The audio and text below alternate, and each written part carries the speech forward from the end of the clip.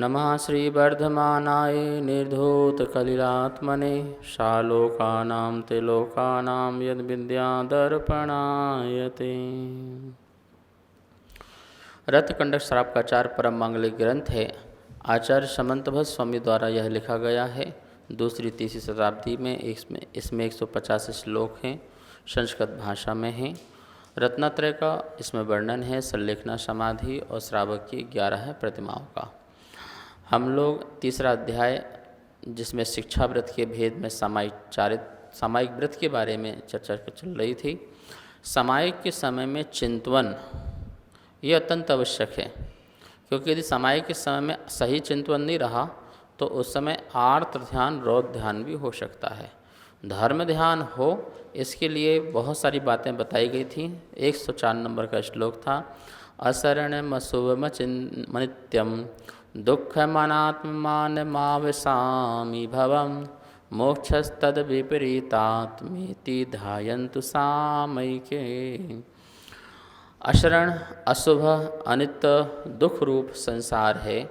और आज कह रहे हैं अनात्म मानम, अनात्म स्वरूप है। संसार कैसा है? अनात्म स्वरूप। अनात्म स्वरूप मतलब क्या है? ये आत्मा रहित संसार है। आत्मा रहित का मतलब जड़ रूप संसार है। शरीर क्या है? जड़ है। पूरा 3 लोक क्या है? जड़ रूप ही तो है। अधोलोक की रचना, ऊर्ध्वलोक की रचना, मध्यलोक की रचना। जो ये बाह्य संसार है, जो बाह्य 3 लोक की रचना है, ये कैसा है? ये आत्मरूप नहीं है, ये जड़ रूप है। और जड़ रूप जो है मुझे न शरण दे सकता है, न मुझे सुख दे सकता है। इसलिए इस अनात्म रूप संसार में क्या लगाव, इस अनात्म रूप संसार में क्या राग, क्या मोह, इनसे हट कर के हमें आत्मरूप संसार में जाना है, अपने स्वरूप में। ये 4 गति भी अनात्म रूप हैं, आत्मरूप नहीं है। क्योंकि चारों गति में जो भी प्राप्त होता है वो पुद्गल की संगति प्राप्त होती है। और पुद्गल मतलब जिसमें रूप रस गंध वर्ण हैं, वो पुद्गल है। अजीब है, निर्जीव है, जड़ स्वरूप है। और ऐसा जड़ स्वरूप संसार की संगति करने से सुख की प्राप्ति नहीं होती है, मोक्ष सुख की प्राप्ति नहीं होती है। तो सामायिक में ही चिंतन करना है, अनात्म स्वरूप संसार से मुझे दूर होना है, मुझे हटना है। तो कह रहे हैं कि संसार कैसा है? असरण है, अशुभ है, अनित्य है, दुख रूप है, अनात्म स्वरूप है। और मोक्षस तद विपरीतातम, और मोक्ष जो है इनसे विपरीत है। कैसे विपरीत है? असरण रूप नहीं है, शरण रूप है। अनित्य रूप नहीं है, नित्य रूप है। दुख रूप नहीं है, सुख रूप है। और अनात्म रूप नहीं है, आत्म स्वरूप है। उससे बिल्कुल विपरीत। तो अपने सामायिक में चिंतन करेंगे, मोक्ष जो है जहाँ कर्मों का क्षय होता है, ऐसा मोक्ष, ऐसी आत्मा मेरी जो है वही शरण, सच्ची शरण है। वह आत्मा मेरी नित्य है। संसार अनित्य है, क्षणभंगुर है, छूट जाता है मेरी, लेकिन आत्मा, शुद्ध आत्मा नित्य स्वरूप है, शुद्ध द्रव्य नित्य स्वरूप है और सुख स्वरूप है। मेरी ही आत्मा ही सच्ची सुख स्वरूप है और मैं आत्म स्वरूप हूँ, मैं अनात्मा नहीं हूँ। मैं आत्मवादी हूँ, अनात्मवादी नहीं हूँ। जैन धर्म की एक पहचान है कि वो आत्मवादी है, अनात्मवादी नहीं है। वो आत्मा की मीमांसा करता है, आत्मा की चर्चा करता है, आत्मा में ध्येय रखता है, आत्मा में श्रद्धेय रखता है। अनात्मा से उसे कोई संबंध नहीं है। जैन धर्म अनात्मा को छोड़ना चाहता है, अनात्मा से राग द्वेष छोड़ना चाहता है, मोह छोड़ना चाहता है, तभी वो अपने आत्मस्वरूप में जा पाता है। पार्श्व कुमार ने नाग नागिन को संबोधन दिया तो उसकी अनात्म पर्याय नहीं देखी कि सर्प की पर्याय है, सर्प सर्पणी की पर्याय है, ये तो सर्प है, इसको क्यों मैं गलती की उपदेश दूं। उसकी सर्प की पर्याय नहीं देखी, उसकी आत्मा देखी। जीवेंद्र ने कुत्ते की पर्याय नहीं देखी, अनात्म पर्याय नहीं देखी, उसकी आत्म पर्याय देखी, उसकी आत्मा देखी, आत्मा को संबोधन, अवस्था को नहीं, बाह्य अवस्था को नहीं। इसलिए वो आत्मवादी धर्म है जैन धर्म। तो मोक्ष भी कैसा है? परम आत्म स्वरूप है। जैसा मेरा आत्मा का स्वरूप है, शाम भाव, निष्कलंक स्वभाव, अनशन स्वभाव, अशरीरी स्वभाव, ये मेरे आत्मा का स्वरूप है, स्वभाव है। उस स्वभाव रूप मैं हूँ, ऐसा चिंतन करना है। तो जब हम सामायिक में इस प्रकार का चिंतन करेंगे तो हमें शरीर के प्रति कोई विकल्प नहीं जाएगा। शरीर के इर्द गिर्द जितनी भी वस्तुएं हैं उनके प्रति भी विकल्प नहीं जाएगा। बहिरात्मा की परिभाषा आपने पढ़ी होगी, छोटी सी परिभाषा है, देह जीव को एक गिने बहिरात्म तत्व मुदा है। जो देह और आत्मा को एक गिनता है वो बहिरात्मा है। तो क्या मकान को कहना ये मेरा, ये बहिरात्मा नहीं है? वस्त्र मेरे हैं, ये बहिरात्मापन नहीं है?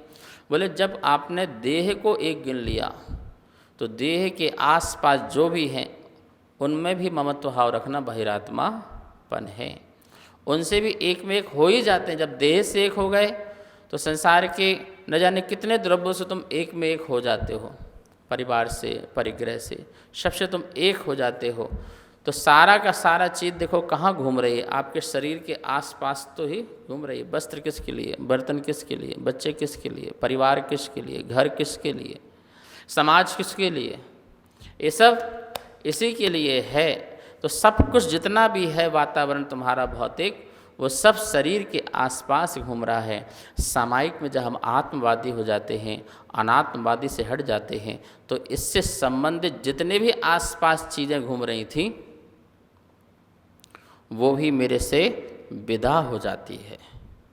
और जब ये विदा होती है तभी हमें जाकर के सुख प्राप्त होता है, तभी हमें निर्विकल्पता आती है, तभी हमारे अंदर वीतरागता आती है, तभी हमारा उपयोग शुद्ध हो पाता है, तभी हमारा योग भी शुद्ध हो पाता है, और तभी हमारा मोक्ष हो पाता है।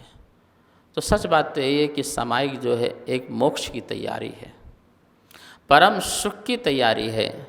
ऐसा सामायिक में ध्यान करने को कहा है कि संसार के स्वरूप को जानो और अपने आत्मा के स्वरूप को जानो, और संसार के स्वरूप को जानकर के संसार से अपने आप को हटाओ, और आत्मा के स्वरूप को जानकर के अपने आत्मा में जमो। किसमें रमना है, किसमें जमना है? संसार में न रमना है और न संसार में जमना है, अपनी आत्मा में रमना है और अपनी आत्मा में ही जमना है। इस सामायिक में हमारी ये व्यवस्था है। सामायिक में ऐसा हमारा ध्यान हो, सामायिक में ऐसा हमारा चिंतन हो, सामायिक में हमारी ऐसी स्थिरता हो। आप देखिए 5, 10, 15, 20, 25 मिनट ऐसे ही निकल जाएंगे, पता भी नहीं चलेगा। एक एक स्वरूप का, संसार, शरीर, भोग, इनका चिंतन करो। फिर संसार से हट कर के जो अपनी आत्मा है उसका चिंतन करो, शुद्ध आत्मा का चिंतन करो। ये सब सामायिक की व्यवस्थाएं हैं। अथवा जो इस शुद्ध आत्माओं को धारण किए हुए हैं उन आत्माओं का ध्यान कर लो। शुद्ध का ध्यान करते हैं, शुद्ध वस्तु का ध्यान करते हैं तो हमारे अंदर शुद्धता प्रकट होती है। तो शुद्ध आत्माएं जो पंच परमिष्टि आत्माएं हैं, अरहंत, सिद्ध, आचार, उपाध्याय, साधु, ऐसी प्योर आत्माएं हैं। इन प्योर आत्माओं को अपने संज्ञान में लाओ, अपने ध्यान में लाओ, अपनी धारणा में लाओ, अपनी कल्पना में लाओ, अपने उपयोग में लाओ, अपने भाव में लाओ, अपने परिणाम, अपनी पर्याय, अपनी परिणति में लेके आओ। जब हम ये सब लेके आते हैं तो हम उनकी शुद्ध आत्मा से जुड़ते हैं, तो फिर हमारी आत्मा भी प्योर हो जाती है। वो पारस ही क्या, जिसको स्पर्श करने से कोई और चीज़ पारस ना बने। सुना है ना पारस मणि? जिसको स्पर्श करते ही लोह भी पारस बन जाती है, स्वर्णमय बन जाती है। ऐसे ही शुद्ध आत्माओं को स्पर्श करने से जिसकी आत्मा भी शुद्ध बन जाती है। कहने का मतलब है शुद्ध आत्माओं का संसर्ग, शुद्ध आत्माओं का स्पर्श या शुद्ध आत्माओं की संगति, शुद्ध आत्माओं का सानिध्य जब हम करते हैं, ध्यान में लाकर करते हैं या साक्षात करते हैं, तो उस समय हमारे विशुद्धि अंश जागृत होते हैं, हमारी निर्मलता जागृत होती है, हमारे परिणाम निर्मल होने लग जाते हैं। बस वही तो है, उनने कुछ किया नहीं, किया धरा उनने कुछ भी नहीं, लेकिन हमने उनके निमित्त से सब कुछ कर लिया। अभी आप लोग यहाँ बैठे हुए, तो बैठने से आपके परिणामों में कितनी निर्मलता है, विशुद्धता है। तो महाराज जी ने क्या किया? कुछ नहीं, आपने जो किया, यहाँ तक आए, बैठे, पुरुषार्थ किया, और ये पुरुषार्थ आपको विशुद्ध बना रहा है, निर्मल बना रहा है। ये सब चीज़ें हैं, ठीक है ना। तो आप गति का चिंतन करो, अशुभ गति, अशुभ कार्य और अशुभ ये हमारा भ्रमण, सामायिक के चिंतन करें कि इस सबसे हट करके शुभ गति हो, शुभ कार्य हो, शुभ गमन हो, शुभ ज्ञान हो, शुद्ध ज्ञान हो, शुद्ध ध्यान हो, इसका चिंतन करना है। यहाँ तक अपन ने समझ लिया सामायिक कैसे करना है, सामायिक का स्वरूप क्या है, सामायिक की व्यवस्था क्या है, सामायिक का काल क्या है, सामायिक में क्या चिंतन करना है और सामायिक में क्या सहन करना है। इन सब की चर्चा अपन ने यहाँ तक अभी की। अब सामायिक जो लेता है व्यक्ति, नियम लेता है, संकल्प लेता है, तब भी उसके कोई न कोई अतिचार लग जाते हैं, कोई न कोई दोष लग जाते हैं। मतलब जैसे प्रॉपर समायिक होना चाहिए, वो ऐसी प्रॉपर समायिक नहीं हो पाती है। शरीर की शक्तिहीनता के कारण, स्मरण शक्ति ठीक ना होने के कारण, या मन की स्थिरता ना होने के कारण, ये सारे तमाम कारण हैं जिनके कारण जो है समायिक में दोष लग जाते हैं। तो आइए आज अपन 105 नंबर का जो श्लोक है वो पढ़ेंगे और देखेंगे कि हमारे द्वारा जो है सामायिक काल में कौन से अतिचार लगते हैं, या सामायिक में हम क्या क्या प्रवृत्ति कर देते हैं जिससे अतिचार दोष लगते हैं। वाक्काय मानसानाम दुः प्रणिधानान्य नादरास्मरणे सामैकस्यातिगमा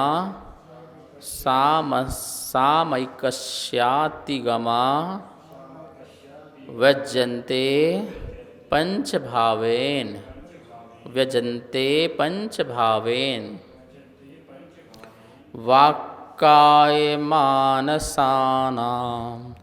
दुः प्रणिधानादरास्मरणे सामैकस्यातिगमा व्यज्यन्ते पंचभावेन। पहले एक एक शब्द का अर्थ समझ लीजिए। वाक्काय मानसानाम, वचन, काय और मन की, दुः प्रणिधानानि, खोटी प्रवृत्ति, अनादर स्मरणे, अनादर और आस्मरण, ये पाँच भावेन परमार्थ से सामयिकस्य, सामायिक के, अतिगमा अतिचार व्यज्यन्ते प्रकट किए जाते हैं।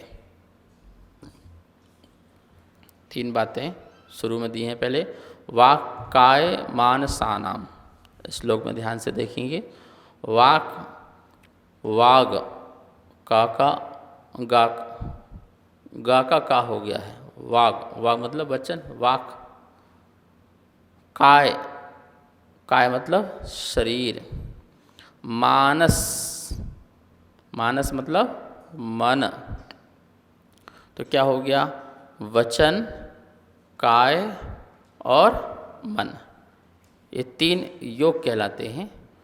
इन तीनों की दुहु प्रणिधानानि,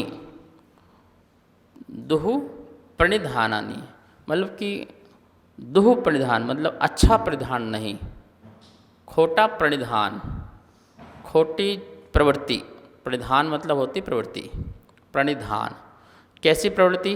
दुहु प्रणिधान, खोटी प्रवृत्ति। वचनों में खोटे वचनों का उपयोग करना, कर्कश, कठोर, असत्य ऐसे वचनों का उपयोग करना, ये वचन संबंधी दुष्प्रणिधान हैं।